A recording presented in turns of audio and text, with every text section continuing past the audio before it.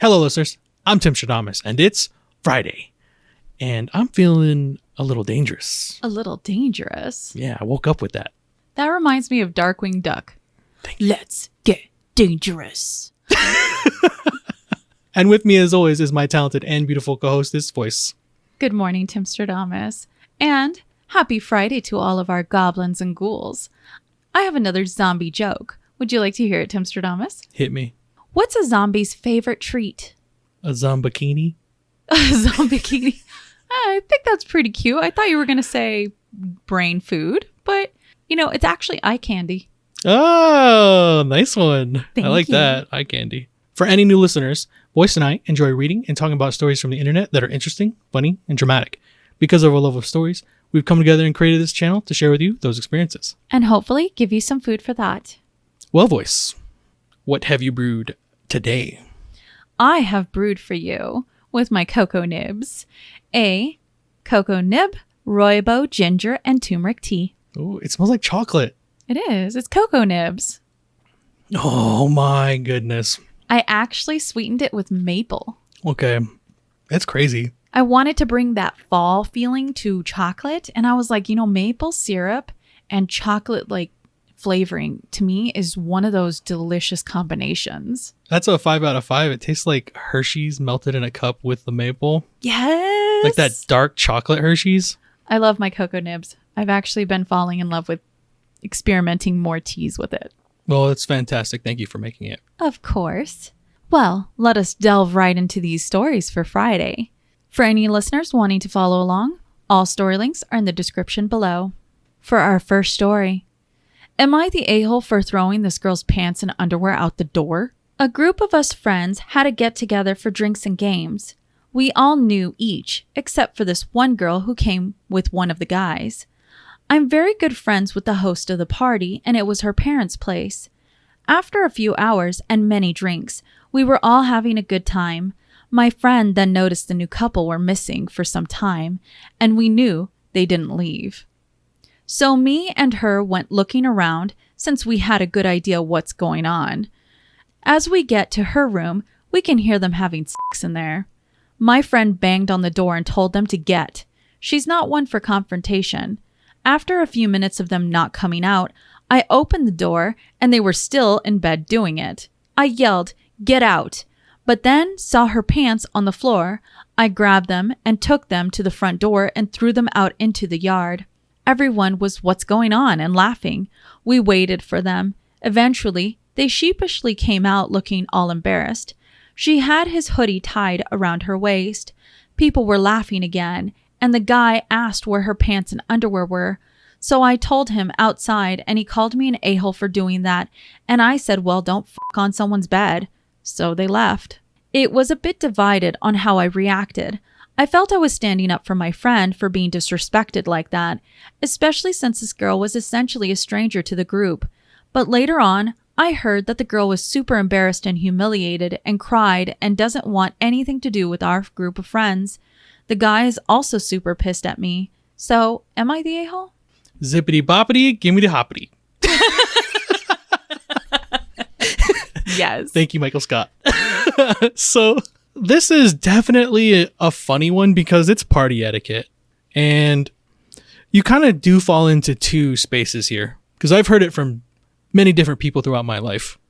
Either you really don't care that someone has in your bed, basically strangers. Gross. Yeah, hey, you can feel the way you want to, because some parties are designed for that kind of stuff to happen. Or you definitely get grossed out, and it's something you throw someone out of a party for. Because, yes, you don't do that on someone else's bed. One of the friends has a new girlfriend that none of them really know. Correct. It sounds like a close-knit group of people, too, because she says it, they know each other. Now, it's interesting that you would take someone upstairs into not your home and do the dirty in not your bed. In the literal host's bed. Yeah. Oh, I didn't know it was the host. I thought this was like a guest bedroom situation. No, it actually said in her room. I missed that tidbit. Y'all nasty. So, OP, you're definitely not the a-hole for throwing out, because I think that's what she's asking, right? Is she the a-hole for defending her friend in the moment? Correct. I don't know if I would have taken someone else's belongings and thrown them out the door to get them to leave, but Everyone can handle it the way they want to. So in my opinion, OP, you're not the a-hole. Well, the consensus on this was actually pretty split. So you had some individuals that said, not the a-hole. And of course, you're defending a friend. They shouldn't be doing that in someone else's place. That's disgusting. In their bed. Then you had some individuals saying that our OP was the a-hole because why didn't you pick out the guy's clothes too? You should have grabbed all their clothes and thrown it out. I guess that's an interesting way of looking about that. And then, of course, you have the everyone sucks here. And individuals were saying, you know, they are the a-hole for doing that, but you're the a-hole for just grabbing just the girl's clothes and just tossing it out. You could have grabbed the guy's clothes and done the same. Now, our OP did say in the comment section, all that she did was just grab the first set of clothes that was within reach. She wasn't trying to find all their stuff and take it out. It literally was what was the closest to the door that she just grabbed and she just threw it out. Okay. So in my mind, I really can't fault her. I am probably going to be pretty biased on this because I have my own experiences with something similar to this, but it wasn't a party. I had actually, in my early 20s, helped a friend who was essentially kicked out from her home because her and her boyfriend wanted to be together. And I let them stay at my place, but I had to work. And I told them, hey, you guys can stay in my place while I go to work, and then we can come back and talk and plan and figure out what your guys' next move should be. But when I came back, they had done the dirty in my bed, and I was not having it. Honestly, it's disgusting. It feels like someone violates your private space when they do that, because that's how I felt. And therefore, for me, this whole thing, I'm like, you go, girl. You toss her stuff out. You are not the a-hole. I'm just shocked it was the host's bedroom that you would have picked, especially if you know you're at your friend's house. You don't pick that room. As they say, the audacity. I love that word. Well, let's go ahead and go to our next little juicy story. Am I the a-hole for not punishing my daughter for insulting my wife? I have 2 daughters. One is 15, Cora, and one is 14, Lena. Cora is my wife's, and Lena is my affair partner's. Please don't say you're the a-hole for cheating, okay? This is not the point. I know I was wrong. My wife forgave me. Lena is extremely smart, while Cora is below average. I don't think that's a bad thing, and I love them both equally. A few days ago, we were all having dinner, and Lena was with us. My wife talked about the article she saw that says kids inherit their intelligence from their moms, and Lena answered, well, that explains why Dad needed to have a child with another person. I tried very hard to keep a straight face and not laughing, and told Lena that what she said was mean, and asked her to apologize, which she did, but my wife thinks I am an a-hole and should punish her. Am I the a-hole? I'm going to roll a d20. That's a 1. Oh, critical ruin. Yeah, this sucks. I love how the OP starts the whole thing off by going, look, I've got 2 kids. One of them is an affair baby. Don't judge me. Like everything that you say from that point on is going to be judged because that's a part of your character. That's how it works. You can't pick and choose. So we'll also cover the fact that the kids are only about a year apart. So when he had this affair, oh boy, he definitely climbs up there as a very questionable person. It essentially would have been either while his wife was at the end of her term or while the child was just barely born. And that's why I'm going to say it. ROP is 100% an a-hole. Not only did he do that and then expect us to just kind of like look past it. I already know I did wrong. Leave me alone. That's not why I'm here. Okay. Well, no, that is why you're here, because not only did that happen, a baby came of it. And now you had one of your children say that in front of your wife and your daughter, and then you didn't correct it. Outside of just saying apologize, it shows that you've created and have fostered this type of environment within your family. That will not get any better. What you did was you created a class system. Ooh, that's very true. That's not good. You're an a-hole. They're in their teens now, right? Correct. Oh boy. hopefully those seeds aren't buried so deep that you can't fix it. But in my opinion, you need to do some growing up. I like how, though, he's like, I was trying to hold back a smile, as if something like that is actually funny. And the verdict on Reddit is that he's definitely the a-hole. In fact, it's mainly because of that terrible viewpoint that he actually finds that whole comment to be funny, to undermine your current wife and your child, their intelligence, in such a demeaning way from a love affair's sibling. That's got to be something that's pretty bitter for his wife to swallow.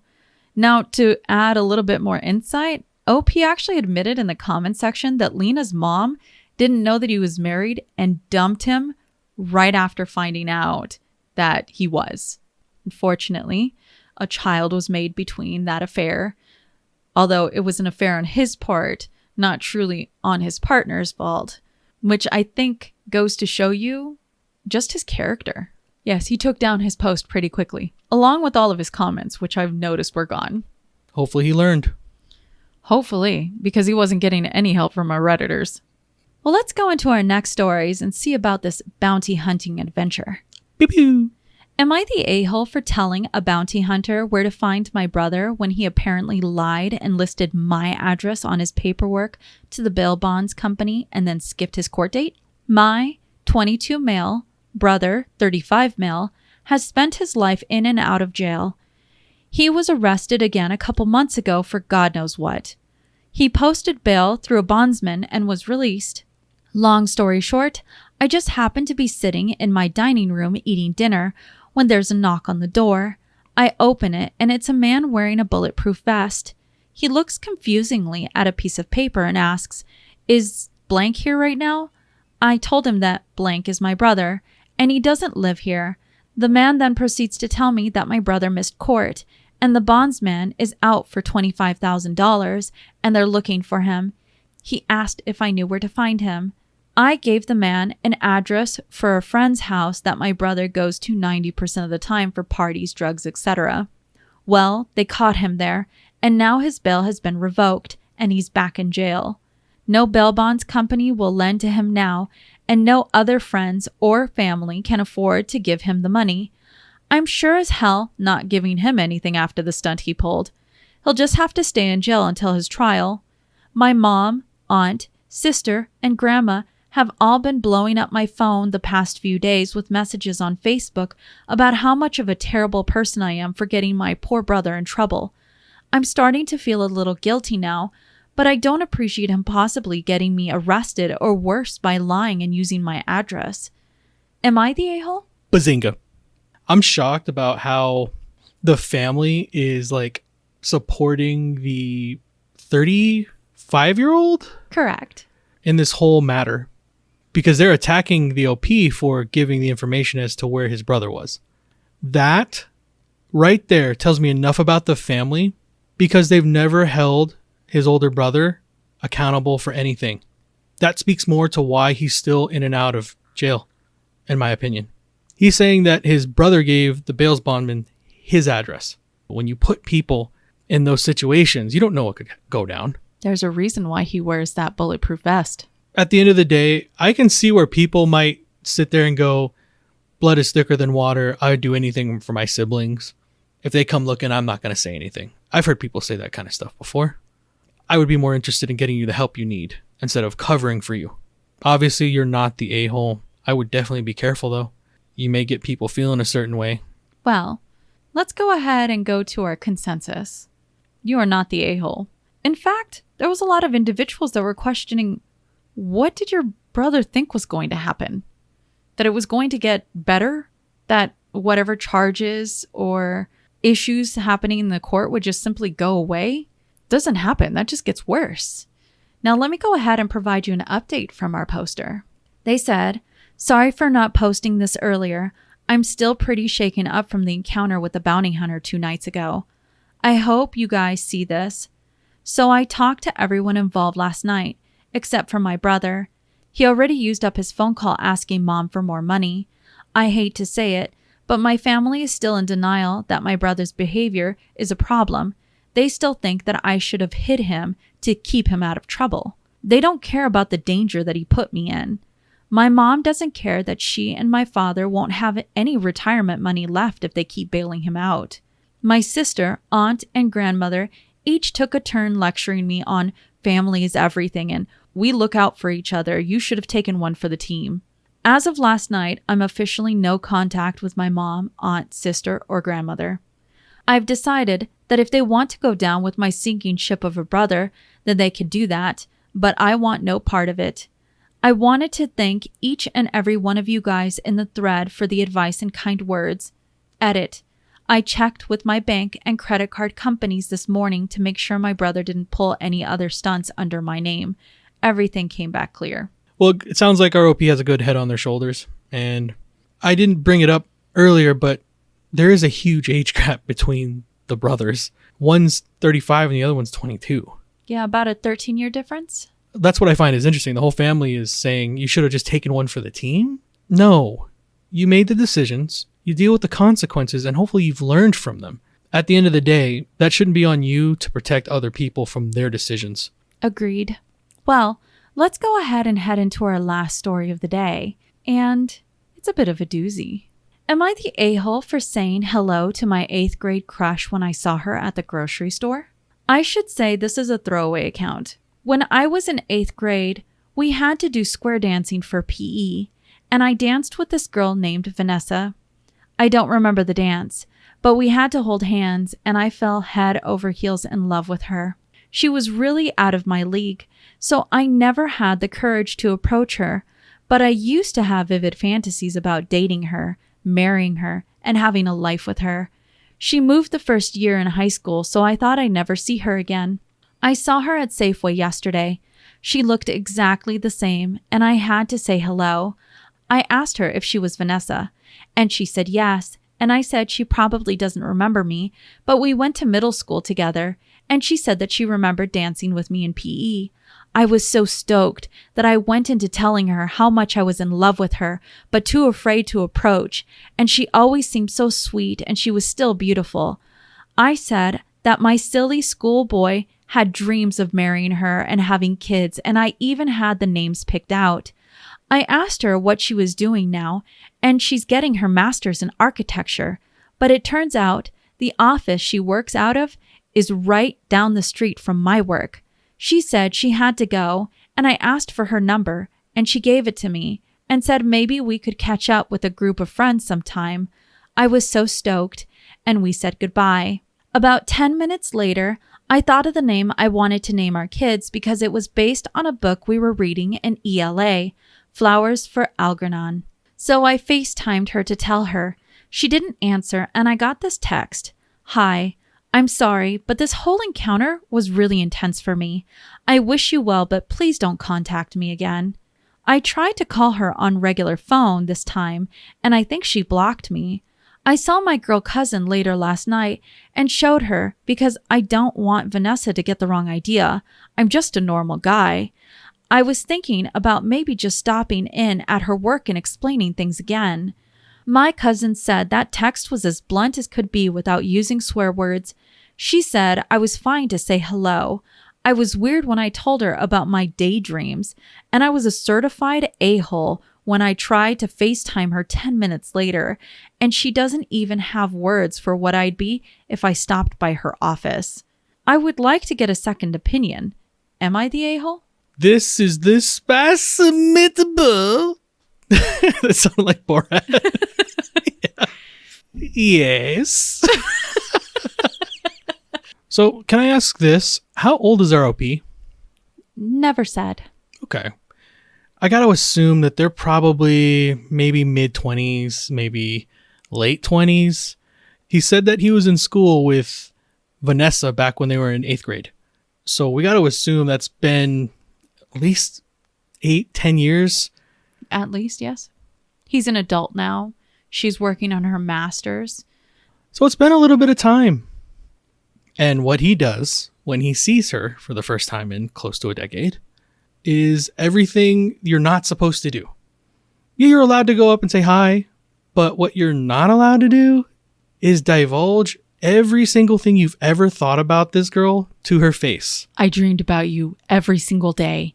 So much so that I made a family in my head and I named them too. That is a little creepy, yeah.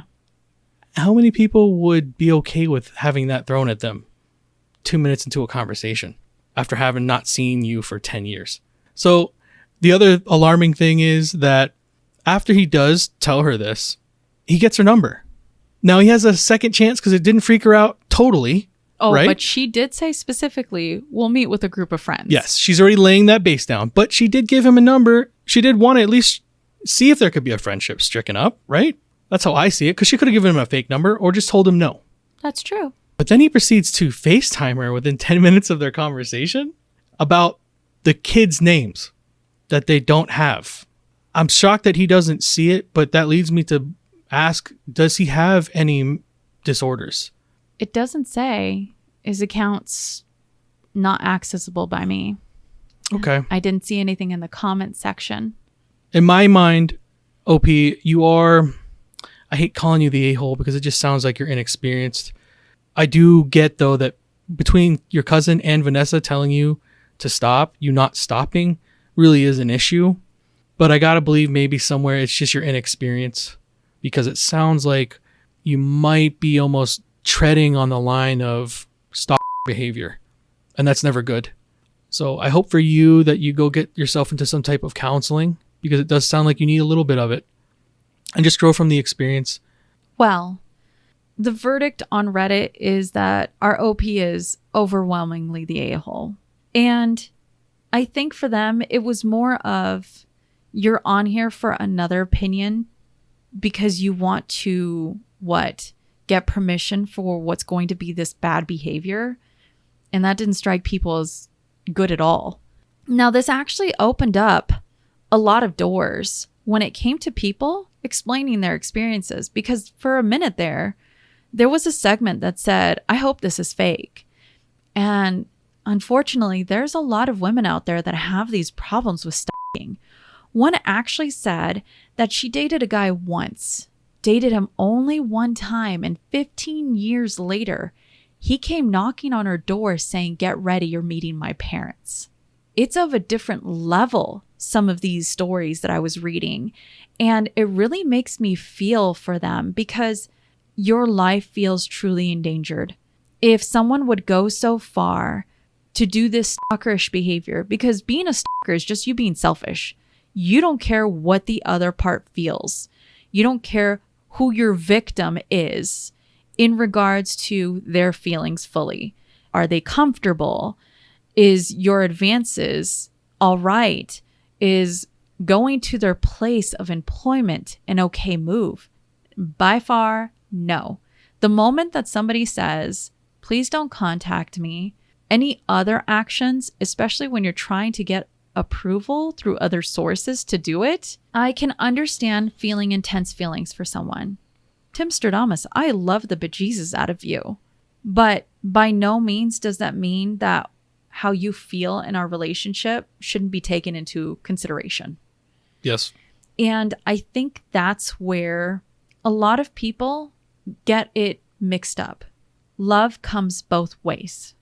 And it seems like our OP has feelings for Vanessa, but that's not love. That's just obsession. Yeah, I'm just hoping that the people in the comment section are able to kind of open his eyes, and hopefully he can see where he's going wrong. And because going forward, you're not going to be able to make any type of lasting relationships if that's what you go around doing. I honestly think that the best thing that our Redditors could have done is given him examples of their stalking experiences, so that hopefully he doesn't do that. Gotta grow. Gotta grow. Well, was that our last story? That was our last story. Well, ended it off on something very spicy. It's essentially like the dark web of real life. Yeah. Well, as our stories come to a close, don't forget, you've seen the world what you carry in your heart. If you have enjoyed listening to us read and talk about today's stories, please rate, subscribe, or follow, and turn on notifications for new content. We regularly post on Monday, Wednesdays, and Fridays. We would also love to thank all of our patrons for your support. Love and appreciate all y'all. And we would love to hear your opinions in the comments section below. And I'll leave you guys off with the same question I always do on Fridays. What are the weekend plans? Voyse and I are going to DC for our anniversary. I am so excited. Not only are we going to do Washington, D.C., but we're also going to do an escape room in Washington, D.C. Another state checked off. Yes. Huh? So thrilled. And remember, if you post it, maybe we'll escape. Maybe. We've never gotten beaten yet. We haven't. No, we did once. Except for once. We did once.